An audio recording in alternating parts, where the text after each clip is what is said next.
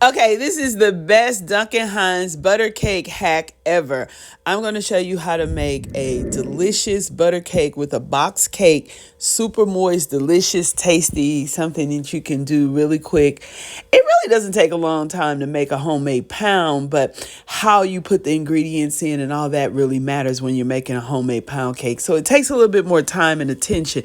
This way you can just kind of throw everything in and get a delicious cake.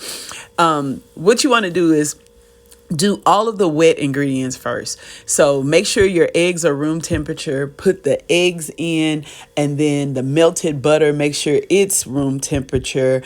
The milk and the sour cream, all room temperature. Throw that all in, let that mix up really good. And I like to put a little vanilla extract in at that time, and then I'm going to put some more in. And then when I do all my dry ingredients, which is the cake mix, but then I also add instant pudding as well.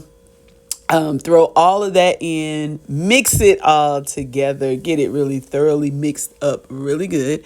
Put it in the pan of your desire, and then make your icing with, this was a liquor infused cake. I used brandy. So I just took powdered sugar, brandy, and I might have added just a little dab of vanilla extract in there, and just whip it up into the thickness that you want.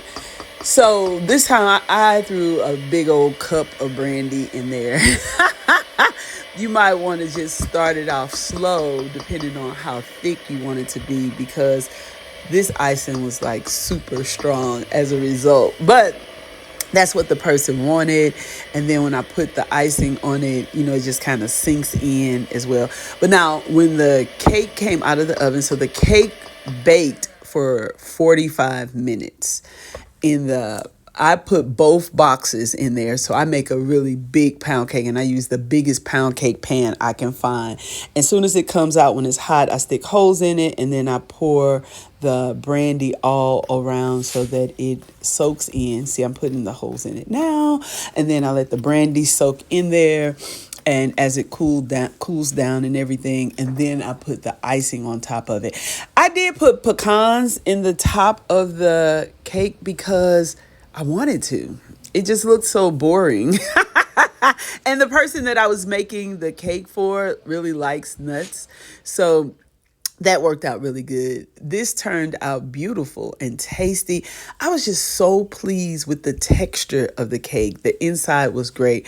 I would have personally probably made the icing a little thicker, but I put too much brandy in there, and I didn't want to open up a whole nother bag of brown sugar.